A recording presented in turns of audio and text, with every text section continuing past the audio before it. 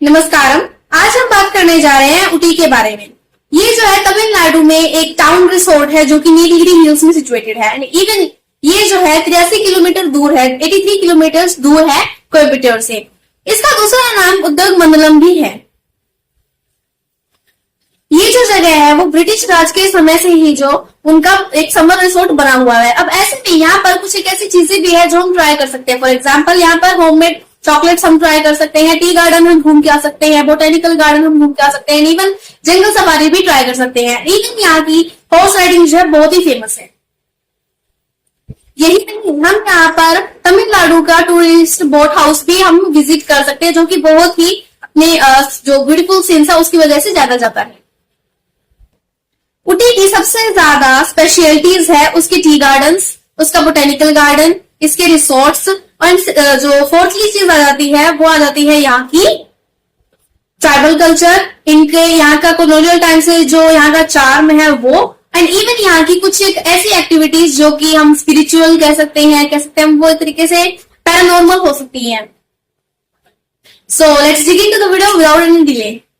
तो आज मैं आपको बताने जा रही हूँ कि ऊटी के अंदर कौन सी ऐसी 9 जगह हैं, 9 प्लेसेस है जो कि अपने पैरानॉर्मल सुपरनैचुरल एक्टिविटीज की वजह से जानी जाती है और घोस्टली प्लेसेस है वो।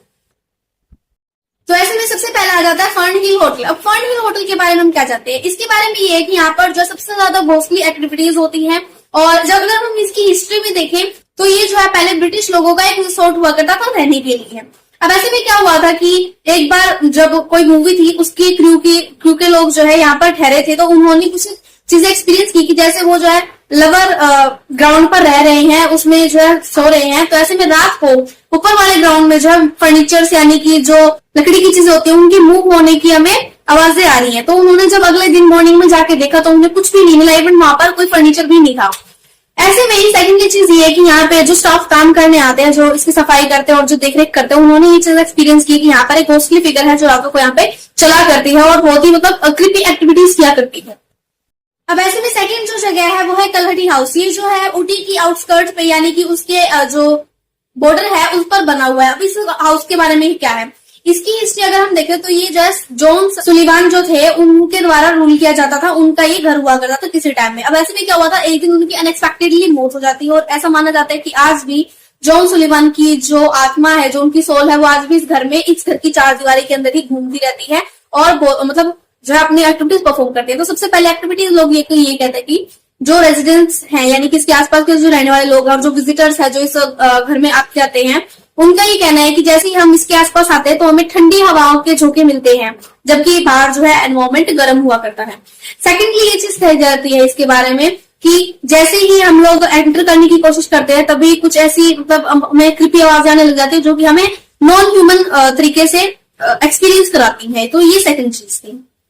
थर्डली लोगों ने ये एक्सपीरियंस किया कि यहाँ पे घोस्टली फिगर घुमा करती है जो उस समय के यानी कि जो ब्रिटिश टाइम पे जो लोग कपड़े पहना करते थे, जैसे वो अटायर्स पहना करते थे, उस अटायर में जो है लोगों ने एक घोस्ट को देखा है। अब यही नहीं, इस घर की जो आर्किटेक्चर है, जो इसकी कंस्ट्रक्शन है, जिस हिसाब से की गई है, जिस तरीके की इसकी मैपिंग की गई है, वो सारी चीजें हमें ये बताता है कि बहुत ही घोस्टली तरीके से बनाया गया, बहुत ही मिस्टीरियस तरीके से बनाया गया है। थर्डली जो जगह जाती है वो है सेंट थॉमस चर्च। अब सेंट थॉमस चर्च के बारे में क्या है, ये जो है सिर्फ वर्शिप की जगह नहीं है, पूजे जाने की जगह नहीं है, बल्कि डार्क लीजेंड्स की भी जगह है। अब ऐसे में यहाँ का एक लीजेंड ये कहता है कि जो सेंट थॉमस थे उनकी जो आत्मा है वो आज भी इस जगह पे घुमा करती है। इवन कुछ एक अदर और स्पिरिट्स है जो इस चर्च यार्ड में और इसके आसपास का जो ग्राउंड है, जो बैकयार्ड है, उसमें घुमा करती है, जस्ट बिकॉज जिन सोल्स को पीस नहीं मिला था और जो सोल्स आज भी मतलब वहां रह रही है वो ही इसमें घुमा करती है, जस्ट बिकॉज उसी चर्च के साइड में ही जो है उसके आसपास में जो है एक ग्रेवयार्ड हुआ करता था, एक कब्रिस्तान है, जिसकी वजह से क्या है कि जो होस्ट है वो उस चर्च में आ जाते हैं। अब ऐसे में इस जगह के बारे में और क्या कहा गया है, ये जो जगह है इतनी हॉन्टेड है कि जब हम रात को यहाँ पर चलते हैं तो हमें जो है फुट स्टेप्स की आवाज आने लग जाती है, ऐसी आवाज मतलब क्रिपी आवाज आती है जो हम रिजेंबल ही नहीं कर सकते। इवन यही नहीं, यहाँ पर सर सेंट थॉमस की जो है घोस्टली फिगर भी देखने को मिली है जो कि उनकी जो ग्रेव है उसके आसपास जो है चलती हुई मिलती है और कई बार जो उसके जो टॉप है उसका जो डोम जो है उसके टॉप पे में बैठी हुई मिलती है। तो ये जो चीजें हैं मतलब बहुत ही क्रीपी टाइप की और लोग इन्हें रियल भी माना करते हैं।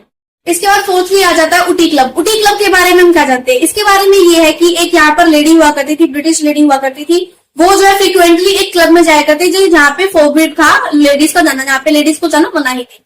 अब ऐसे में विक्टोरियन एरा के टाइम पे जो है ये लेडी उस क्लब में जाया करती थी, तो ऐसे में एक दिन उसकी मिस्टीरियसली डेथ हो जाती है, कह सकते हैं मिस्टीरियसली वो गायब हो जाती है, डिसअपियर हो जाती है। ऐसे में ये चीज मानी गई है कि जो ये क्लब है, इस ही क्लब के अंदर उस लेडी की डेथ हुई है एंड इवन आज जो है उसकी सोल वहां पे घूम रही है। यही नहीं, लोगों ने ये चीज भी एक्सपीरियंस की है, एक मतलब हाथों का पेयर है, सिर्फ हाथों का पेयर, वो जो है लेट नाइट में पियानो बजा रहा है और लोगों ने इस चीज की पिक्चर्स भी ली है और ये चीज बहुत एक्सपीरियंस भी की है। अब यही नहीं, लोगों ने ये चीज भी एक्सपीरियंस की है कि जो वो लेडी है वो अपनी जो ड्रेस है, अपैरिटीज है, उसको जो है कई बार इस फिगर में मतलब वो ड्रेस पहनकर जो है घूम रही है उस एरिया में, उस क्लब में घूम रही है, आसपास के एरिया में जा रही है। So this all are the some of kind of creepy things that are happening there.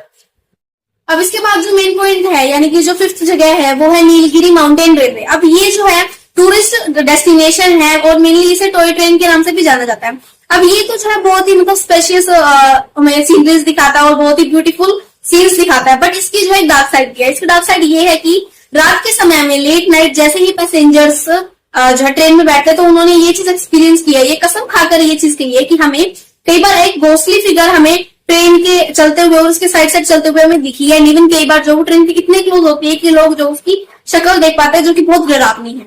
अब यही नहीं, लोगों का ये भी कहना है कि जैसे ही ट्रेन टनल के अंदर जाने वाली होती है और चूंकि ये बहुत ही डेंस फॉरेस्ट में तो यहाँ पर जो है रात के समय में बहुत अंधेरा होता है, तो ये चीज उस जो स्पूकीनेस है, जो उस डरावनेपन की जो फीलिंग है उसको बहुत ही ज्यादा बढ़ा देती है और लोगों की जो धड़कनें हैं वो तेज हो जाती है जैसे टनल के अंदर जाने लगते हैं। और इवन बाय द एंड कई लोगों ने अपने जो है सुपर नेचुरल तरीके से, जो लोग अपने आप को ज्यादा बिलीव करते हैं, उन्होंने इस चीज का एक्सपीरियंस बहुत किया है।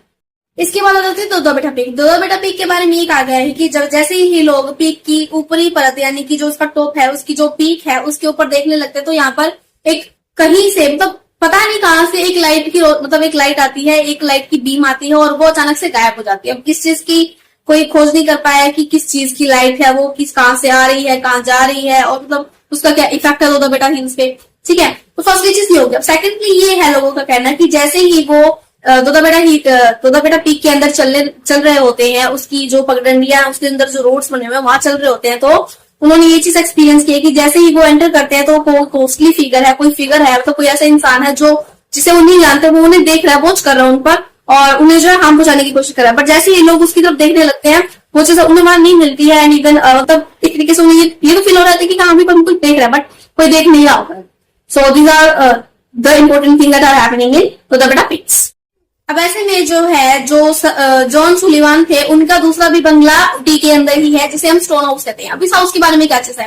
अब इस हाउस को जो है बहुत ही मतलब क्रीपी जगह माना गया है just because of its experiences जो यहाँ के स्टाफ मेंबर्स और जो अदर लोग जो यहाँ पे विजिट करते हैं उन्होंने बताया। अब ऐसे में फर्स्ट एक्सपीरियंस लोगों का कहता है, लोगों का ये कहना है कि यहाँ पर उन्हें कुछ एक ऐसी नॉइसेस सुनाई देती है जो रिजेंबल नहीं कर पाते हैं। इवन जो है लाइक कोई चल रहा है, किसी ने कोई विस्पर कर रहा है, कोई शाउट कर रहा है, कोई स्क्रीम कर रहा है, कोई रो रहा है, इस तरीके की चीजें उन्हें एक्सपीरियंस करने को मिली है। सेकेंडली ये है कि यहाँ पर जैसे ही वो बल्ब जलाने की कोशिश करते हैं रात के टाइम में या फिर शाम के टाइम में, वो बल्ब फ्लिकर करता रहता है यानी कि चसबुच करता रहता है और इवन कई बार जो वो बल्ब जो होता है वो सीरियसली डिम भी हो सकता है। अब थर्डली पॉइंट क्या कहता है? थर्डली पॉइंट ये कहता है कि भले ही बाहर कितनी भी गर्मी हो, बंगलों के बाहर या फिर उस यार्ड के बाहर कितनी गर्मी हो, बट वो यार्ड जो है और जो बंगलो है वो हर वक्त जो है ठंडा रहता है, चिल्ड रहता है, जैसे कि मतलब वहां पे बर्फ जम रही हो, इस तरीके से। तो ये चीजें हैं वहां। अब ऐसे में एक और ऐसी जगह है जहां पर जो पैरानॉर्मल एक्टिविटीज है वो परफॉर्म मतलब हो रही हैं। तो ऐसे में ये आ जाता है गवर्नमेंट आर्ट्स कॉलेज। इस कॉलेज के लिए खास बात ये है कि यहाँ के जो स्टूडेंट्स है और जो इवन टीचर्स जो है और जो स्टाफ यहाँ पे काम करता है, अदर जूनियर्स और एक्सेट्रा वगैरह, उन्होंने ये एक्सपीरियंस की कि यहाँ के एक फॉर्मर प्रिंसिपल हुआ करते थे, उनकी आत्मा आज भी यहाँ देखने को मिलती है। कई बार वो अपने स्टैचू के पास खड़े हुए मिलते हैं, कई बार बच्चों के प्लेग्राउंड में खड़े हुए मिलते हैं, कहीं भी मतलब खड़े हुए दिख जाते हैं, ऐसे उन्होंने एक्सपीरियंसेस किया है। यही नहीं, उन्हें यहाँ पर कुछ पैरानॉर्मल एक्टिविटीज भी फील हुई है। फॉर एग्जाम्पल उन्हीं की जो मतलब सोल जो है, घोस्टली फिगर जो है, वो अगर क्लासरूम खाली हो तो उसमें जाके घूम रही है और कई बार बोर्ड पे कुछ चीजें लिख रही है, बट वो लोगों को दिखाई नहीं देती है जिससे क्या लिख रखी है।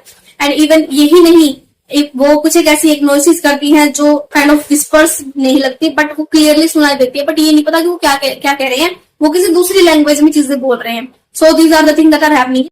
अब ऐसे में जो 9th प्लेस है, जो बहुत ही क्रिपी जगह मानी गई है, स्केरी प्लेस मानी गई है ऊटी के अंदर, वो आ जाती है वेनलॉक डाउन्स।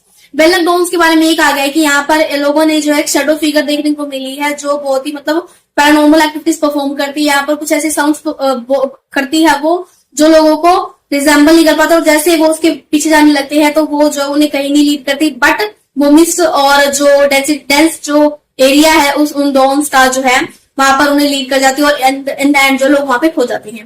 यही नहीं, लोगों ने ये भी एक्सपीरियंस किया है कि इस जगह पर जाना जो है खतरे से खाली नहीं है, जस्ट बिकॉज जो मिस्ट है वहां पर कुछ ऐसे जानवर भी रहते हैं जो आपको हार्म पहुंचा सकते हैं, एंड बाय द एंड जो आप अपनी जान से हाथ धो बैठते हो, आप अपनी लाइफ गिव अप कर देते हो। इसी वजह से जो है ये जो हील है, मतलब ये जो वेनलॉक हील है, जो वेनलॉक डॉन्स है, इन्हें बहुत ही स्केरी माना गया, और यहाँ पर अकेले में जाना सबसे ज्यादा प्रोहिबिट किया गया है। So this was all for today's video. I hope you liked it and enjoyed it fully. Do subscribe my channel and hit the bell icon to get the regular updates on new videos. Do leave a comment about how you feel about this video, and how do you feel that these places could be creepy and these things can be scary. And let me know in the comment section one more thing, that how, if you wanna go to Uti Udamandalam, then tell me which place do you wanna go for the first, as your first priority, and why is it so? Which attracts you most about the Uti? So thank you and bye.